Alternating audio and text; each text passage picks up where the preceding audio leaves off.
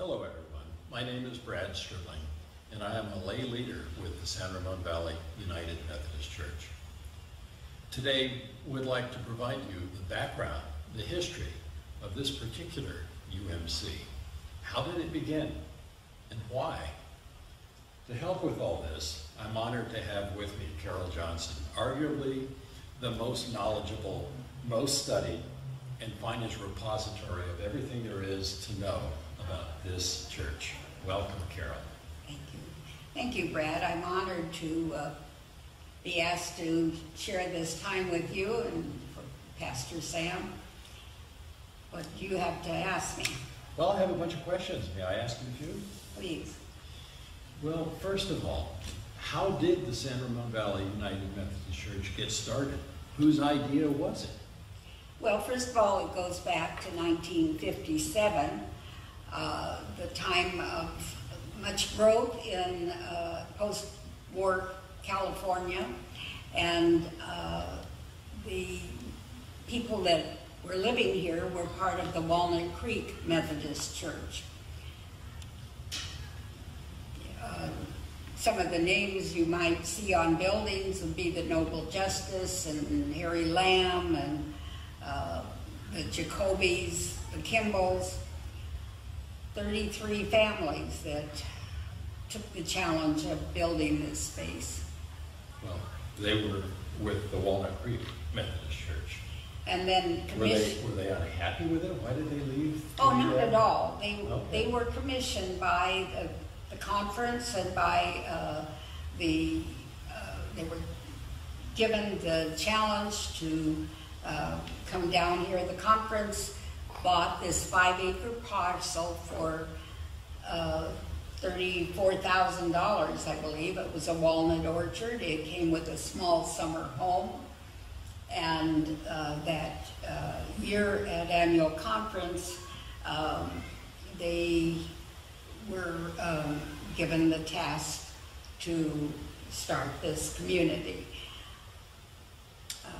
So then this church was to become a connection point in the church network. That's outstanding. What did these first few people do? How could they help with this challenge?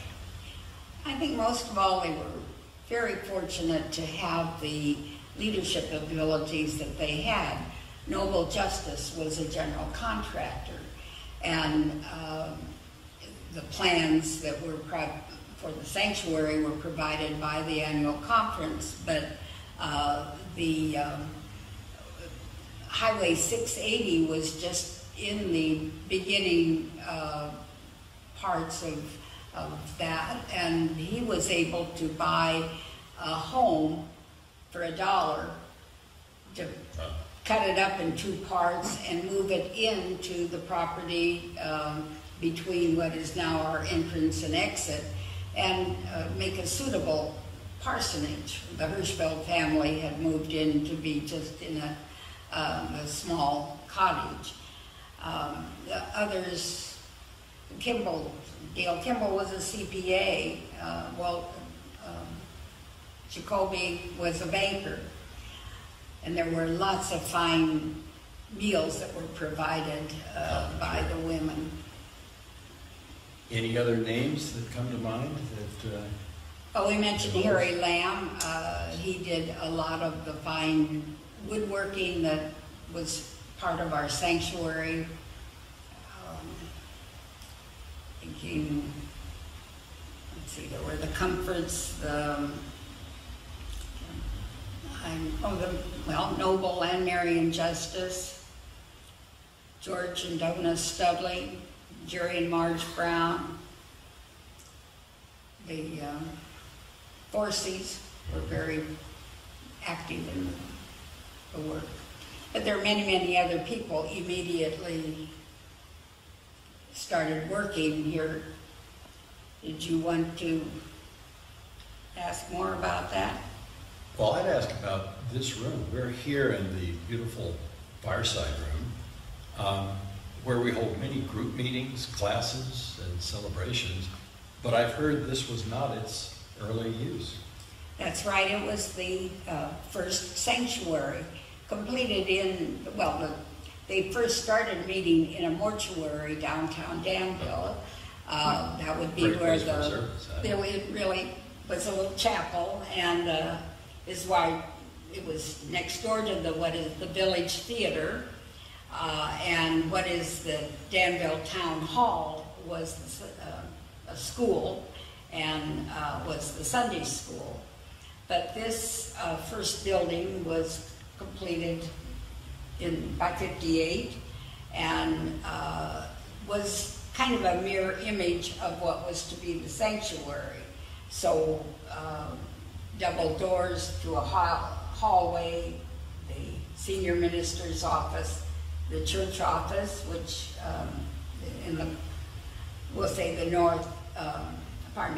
the southwest corner of this building. But it was oriented to, well, the fireside was not here. So It wasn't the fireside room at the time. But I see what was once the chancel, the doors entering the sanctuary, and now it has a different purpose. It has gone through several changes. It once was divided by the ceilings was dropped, and they divided it and made classrooms before the children's building was built. And each of the decades, the families have been challenged and have met that challenge by serving the people that were coming.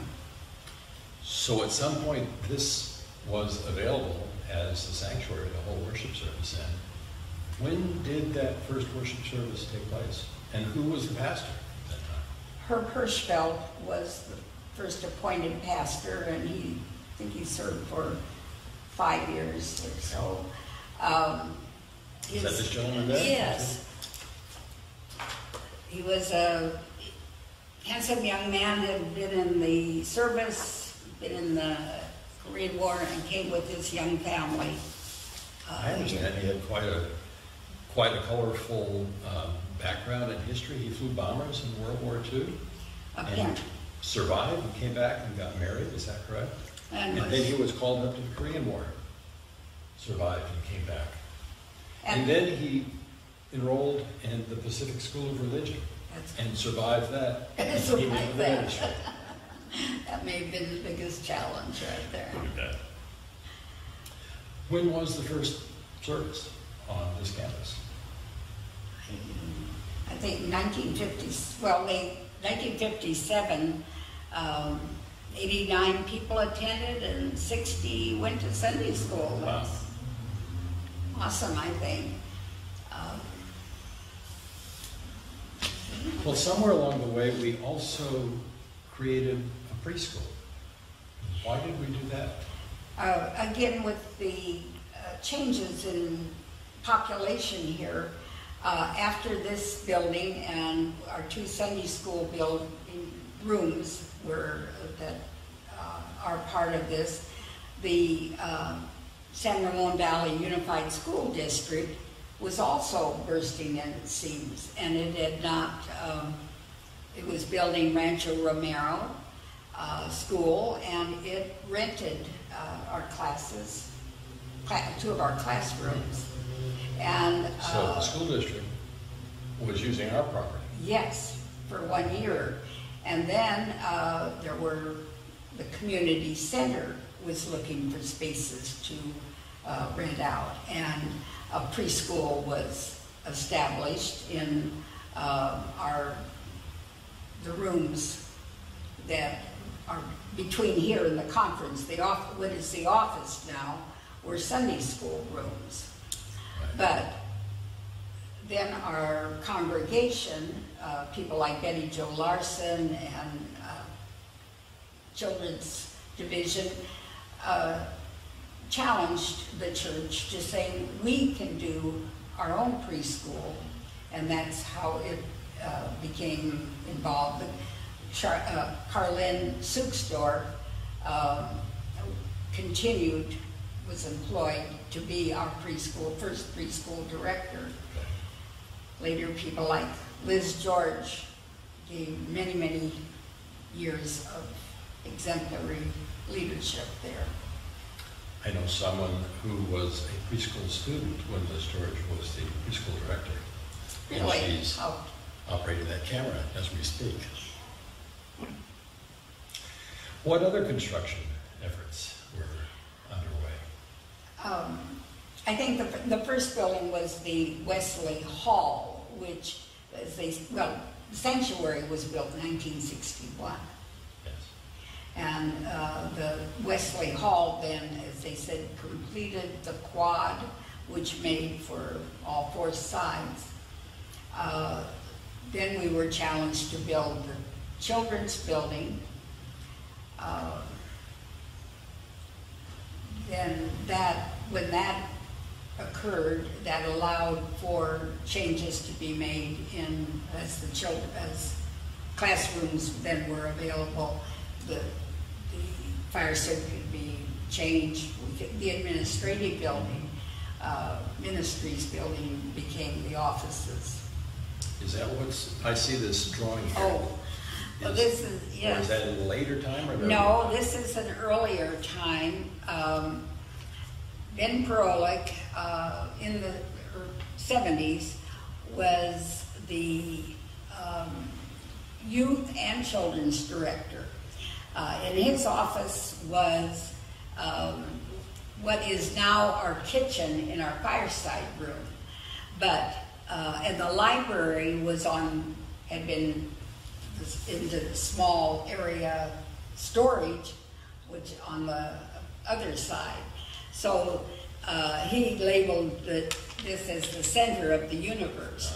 You will also see that a big toy was in what is now our courtyard. It was, and swings. So they had been provided for the school use, but of course not correct for current use. They weren't very rough, I'm going to say, in that. So this shows everything before the children's building, Okay. and that was. Do you remember when this was torn down, the Wesley Hall? Yes, before, in the early 2000s, it was taken out to provide bigger space, which became Wesley Center. In the meantime, the parsonage had changed, that had been used by several ministers, but then became custodial use, and then it became remodeled as a youth house. So that was very well used. But then it was decided we could be challenged by Wesley Center. It was dedicated in 2003. During that time, the courtyard became our fellowship and our worship space. We had to have a big tent out there. I remember a big giant white tent, almost like a circus tent. That's right. We had our coffee fellowships out there. And again, people like Dean McWilliams, Lee Roush, people stepped up to meet those kinds of challenges. And that's continued yet since. The courtyard has been remodeled several times. And people like Bill Sabin has provided us a different kind of a tent out there. And changes, of course, major changes in the sanctuary. Bill Sabin, yes, he did significant changes in the sanctuary and the new organ and sound system. Yes, and over the years, the organ had been upgraded, but certainly this is maybe just to fit the skills of Nadia Kolaha. Of course. Any other major construction efforts that you recall? And of course, the ARC has been another major addition to serving the community. I think we have tried to meet those needs, to be available for mission and for small groups. And it has been through working together and small groups that I think we are where we are, ready to serve the next generation. Then what do you see as the strengths of this church today and its mission moving forward? I think it is through the leadership of our pastor, but a church council of missions, guiding us that there are places within our community, but also through the greater United Methodist Church. And some of us have been able to do, have those experiences of being in other lands. Indeed. Well, thank you so much, Carole. There's much more to cover, but in the limited amount of time we have available, you've given us such an insight. You've proven yourself to be a very worthy repository of history for the San Ramon Valley United Methodist Church. Thank you again. And here is the meaning, the value of the connectional church. This church became a connection in our network of churches. And you see, when John Wesley laid out the principles of Methodism, there was an intrinsic focus on the community, on the society, and on social issues. So each church, whether in a sanctuary or in a home, is a connection point in a network of churches so they can broadly address the spiritual needs of their area. There's not a boss church. Rather, the governing body is a conference of representatives from each church in a region which meets yearly. And to broaden that network, there's a conference of delegates from all regions that meets every 4 years. The result is an adaptive and caring denomination, and there is always change. Thank you for choosing this fine place to meet your spiritual needs. I'd like to close with a prayer offered by author Jan Richardson in her fine work in Wisdom's Path. What we choose changes us. Who we love transforms us. How we create remakes us. Where we live reshapes us. So in all our choosing, O God, make us wise. In all our loving, O Christ, make us bold. In all our creating, O Spirit, give us courage. In all our living, may we become whole.